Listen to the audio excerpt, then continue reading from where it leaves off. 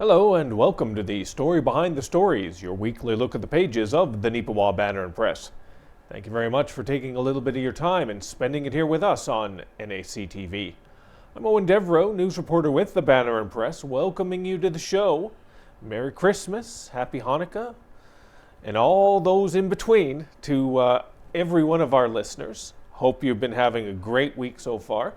I know we've had a great week so far. So good, in fact, we've got the head honcho in here, Ken Waddell, owner-operator of the Banner Press. He just wants to get in on the Christmas spirit as well. Feeling the festivities, aren't you, Ken? Yeah, got to be here. It's Christmas time. Got to be here. And I got to admit, you picked a good week to be in for this one here because this week's edition of the Banner Press has got that festive holiday spirit to it. And it actually does start on our front page, but we're going to focus first on our B section and our C section, our annual Christmas edition. Some really fantastic holiday spirit that is just popping off the pages of this week's Banner Press. And we have to thank a couple individuals for that. First and foremost, though, Helen Drysdale. If you're a consistent reader of the Banner Press, you know Helen's recipes. Always a fan favorite on page 6 of our newspaper. And if you're going through the paper from start to finish, as I hope you do, you'll notice on page 6 she's not there this week. And you might be thinking, what the heck? What's going on? Calm down. Relax. All right. Don't go overboard. Because if you go into the B and the C section, you're going to see Helen's recipes. And you're going to see a lot of them. She has put together a magnificent Christmas treat feature. So many different ones. Ken, I got to ask you on this. You've gone through, you've seen a couple of these. Does it get the mouth watering there? Oh, does it yeah. get you into that holiday spirit? I love carrot pudding. Oh, my mother used to make carrot pudding. My wife makes carrot pudding. Helen obviously probably makes the best carrot pudding. Mm-hmm. Knowing Helen, she would probably make the best carrot pudding. And you can have it right here too. You can share her recipe, and she's happy to do these for us. What I like about it as well is that sometimes you can get into the cliche of everything has to be sweets. Helen thinks around the entire holiday get-together. I mean, when you look on page C2, for example, the braided potato onion bread. Ooh. I've never actually had something like that before. And quite honestly, it would have never occurred to me. But then you see something like this, it's like, oh, okay, this is kind of intriguing. The Pat's deep fried pierogies from Manitoba. Now, I don't know where you're watching NAC TV from, because we do broadcast far and wide across the nation. But if you're from Manitoba, you know pierogies are a staple of any holiday meal. They just are. It's part of the imprint of being Manitoban. Like my family's Irish. We came over from the island when I was just a wee little lad. And even us, we didn't even know what pierogies were for the first couple of years we were here, but we found out. And now pierogies are a part of that as well. Just as important as the Christmas goose, or the Christmas turkey, or the Christmas ham, depending, whatever you prefer. Well, you Irish people should have known about pierogies, because potatoes is what goes into pierogies, for heaven's sakes. Well, I remember, maybe I was a little too young, but it was like, God, why didn't we think of that? Yeah. Man. Amazing. No, but it is amazing, just all the little work that Helen did to come up with about 10 recipes of all different varieties. And we're very appreciative of Helen of the work she put into that. As well, these are the little things behind the scenes that maybe people don't get the same accolades as when an individual has a byline. But Diane Warner as well, the one who actually put together the B and the C features. I mean, she put together the ads, she put together the structure of how the recipes were all on the page. Those are those little nuances that maybe you as a reader of a newspaper or any type of format such as that don't really take into consideration. But those are the little everydays that go into putting together a paper like the Banner Press and a special feature like this with 16 pages. Yeah, no, it's a great paper. You guys did a great job. I was out of commission there a little bit. I got COVID last week. Had to stay home and go to bed. How bad was that? I slept for 18 hours one day. Man, you really... You had to work. I hate to say this, and please forgive me. This is not downplaying COVID and what we went through during that situation. But the way you sold it there is like, God, that'd be all right, actually. Be able to sit at home in bed, just... Yeah. Like I said, I'm not downplaying it, and don't think that I am there. Well, I was fortunate. They've got a medication now for it that I didn't realize they had. And boy, I tell you, it hits you, and it makes you sleep. Mm-hmm. But the symptoms just disappear, not disappear, diminish. Mm-hmm. You get a whole lot less within 12 hours. Yeah. It's whatever it does, it's quite the product. And again, if you've been a consistent viewer of the story behind the story, the last couple of weeks we've been talking about that. We haven't been talking about Ken's COVID specifically because that's not ours to share, to be honest with you. But we have talked about how everyone in the office has been dealing with the flu or some other situational things, family-related things. And we've really, in a lot of ways, been a skeleton crew the last couple weeks. But it's nice to be able to come through that and to be able to put something together like this week's edition. Well, all I can say is thank God you didn't get sick, Owen. As I jokingly said last week, I might be immortal. Who knows? You never know. You wouldn't know it looking at the beard, although maybe you would know it looking at the beard because I've been around long enough. Well, you can see our special set we have with us today, and I think that Eoin with his beard looks tremendous in this rustic log cabin setting there. He's sitting beside the fireplace there. He looks a lot more like Santa Claus than I do today. Well, fortunately, if my housemate is able to do all this baking, sooner rather than later, I will look very much like Santa as well, because some of these items that Helen put together are just fantastic. And you're going to have to give them a try over the holiday season just for fun and just see how it goes.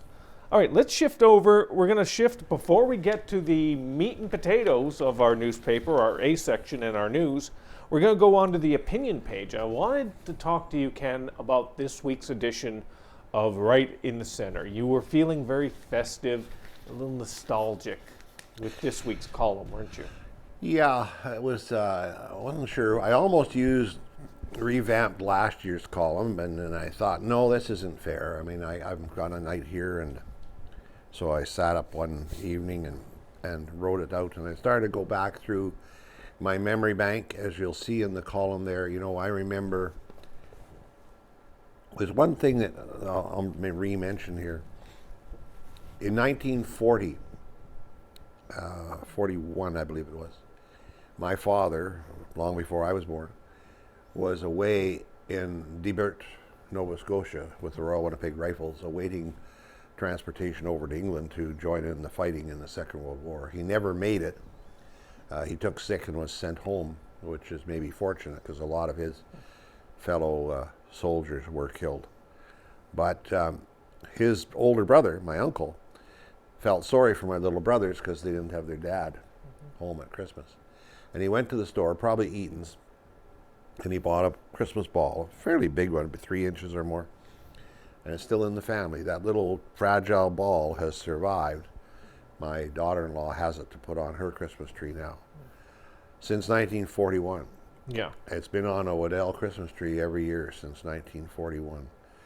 And I guess it's a symbol of hope and love and, concern for little kids at Christmas and those sort of things. And so that memory came by, and my uncle and aunts visits another uncle.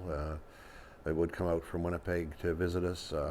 The things we would do, you had to, of course, look after the cattle before you could come in and open the Christmas presents. Mm-hmm. Even when I was fairly young, I had to get my butt out there and help with the chores and those kind of things. And then I kind of transposed that against all the turmoil in the world today,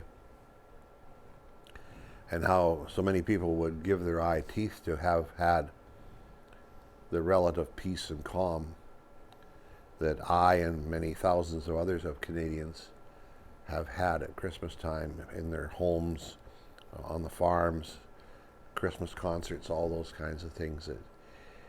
It doesn't really go anywhere except to say that at the end it says, whenever love is in place, I think we can be pretty sure that the Christ of Christmas is there.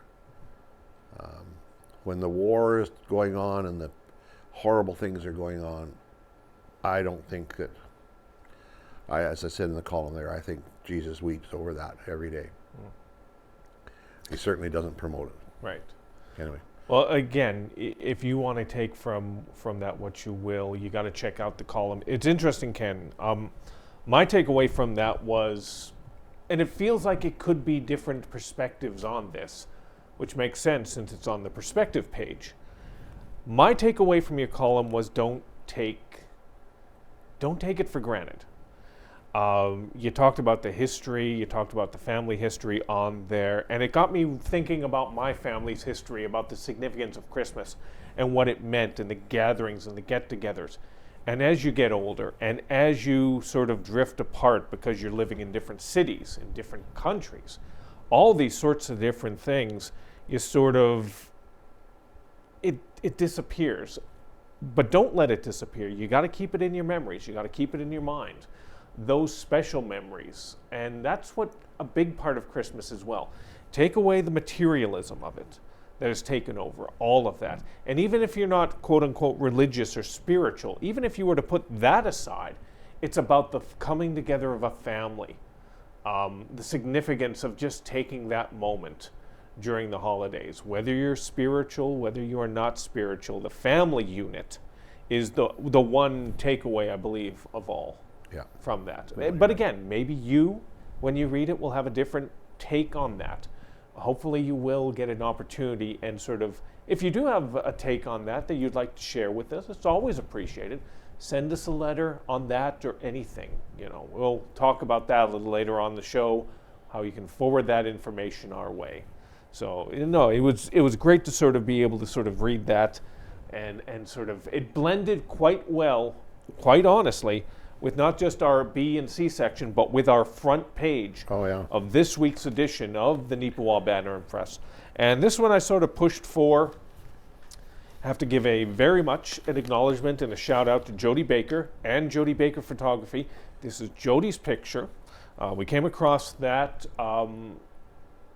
We were thinking we want something festive, Christmassy, that has certain feel to it for our front page. Because even though we do have a newspaper just before Christmas, this is our Christmas paper. This is the big show. This is the big be all and end all. And we wanted it to mean something, to feel, to make an individual feel. And Jody's picture, quite honestly, I think knocked it out the park.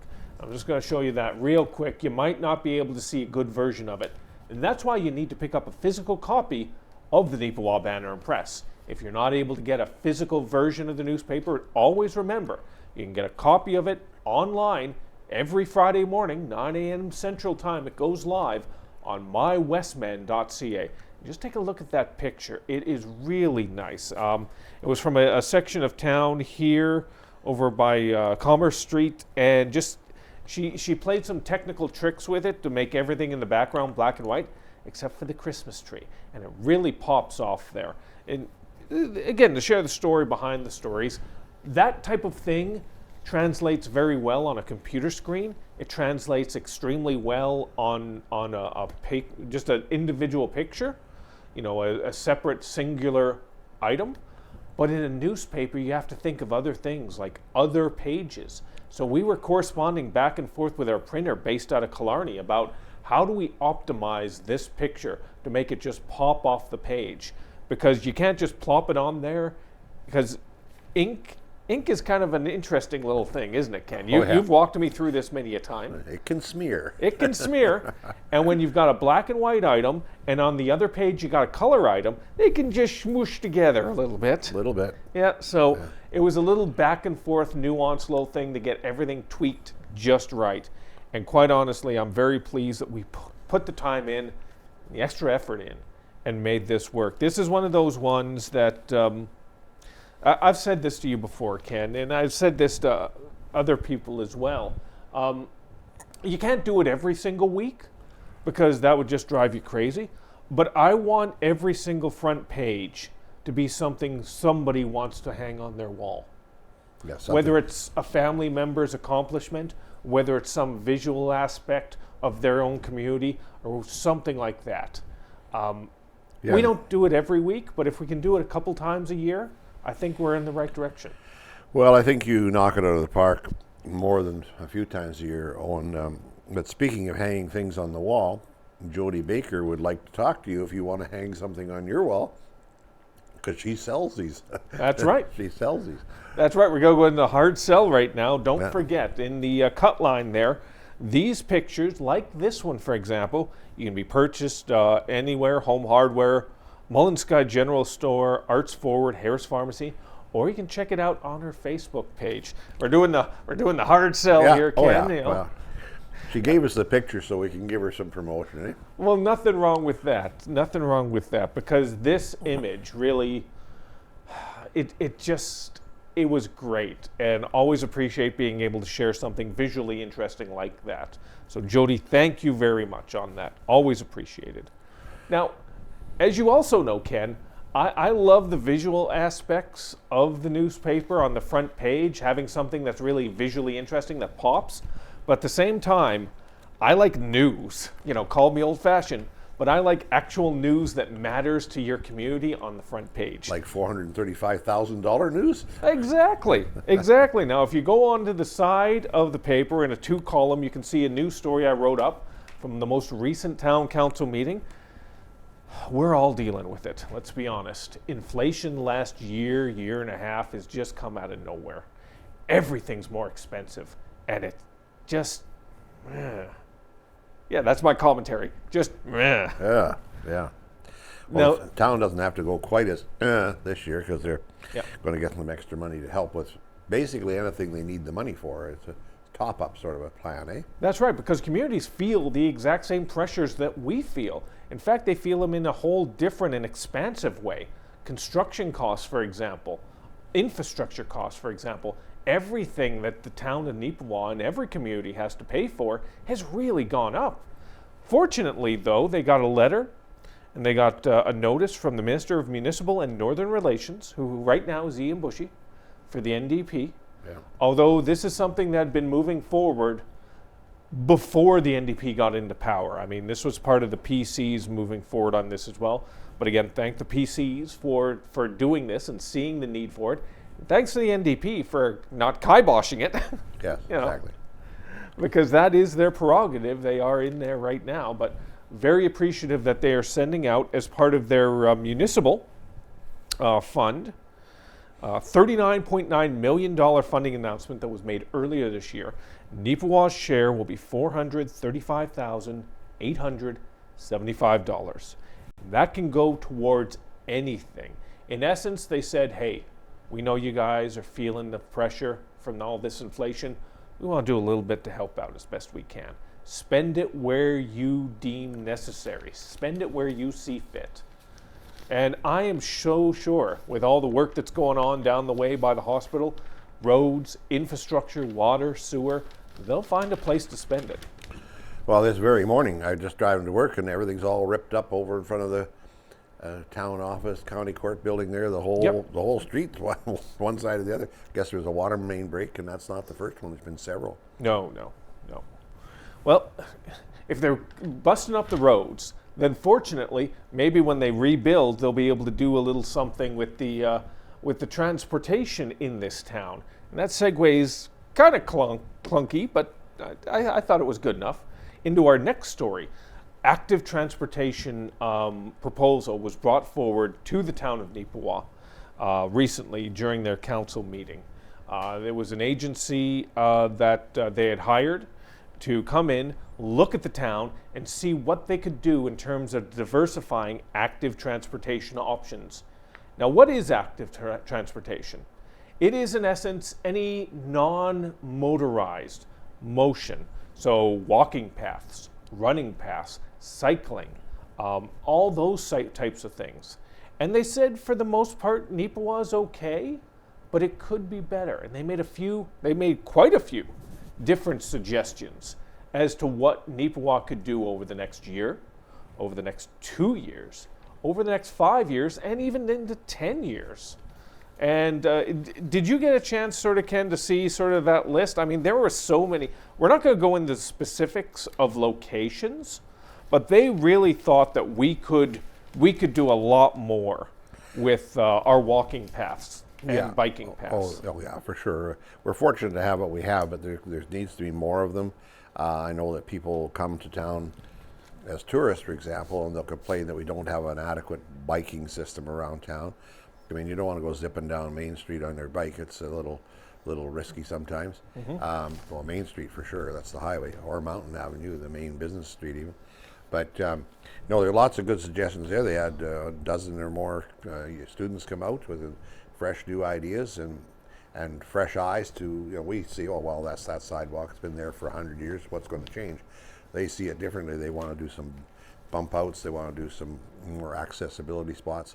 And they're things that probably don't cost huge amounts of money, but would make things better and easier for all ages, but especially for older people. That's right. Now, if you want to get the details, the meat and potatoes on this, you can find that story. It's on page A6 of this week's edition of the Neepawa Banner Press, talking about the active transportation plan. And again, this is not in effect right now. It was just something, they haven't cut checks for this yet. Don't think that all this is going to happen. This is just something that they're considering. If you shift over a page onto page A7, we want to talk a little bit about this. We found it was interesting. It was a letter we received from the Trailblazers in regards to one of the paths in and around our area and stuff that's going on around there, Ken. And I feel like you could sort of really add some perspective. I think I know the people that are behind, but I'm not sure, behind the, you have to call it damage or sabotage to a trail north and west of Kelwood.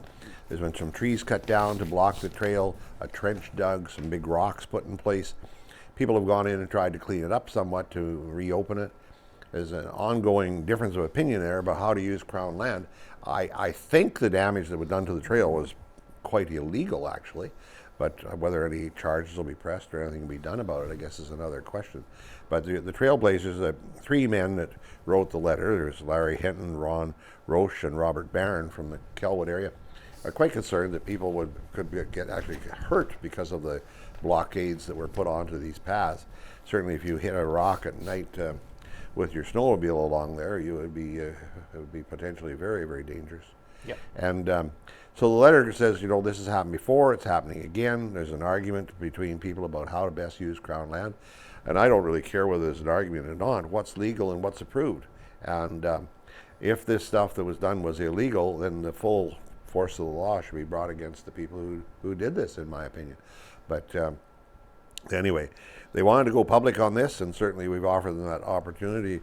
Where 7,800 or 8,000 homes will have access to this story, and 20,000 people. So hopefully it'll generate some concern and some caution to people. Don't mess with this stuff. I mean, people worked hard to make these trails. We're talking about trails here in Neepawa, bike trails.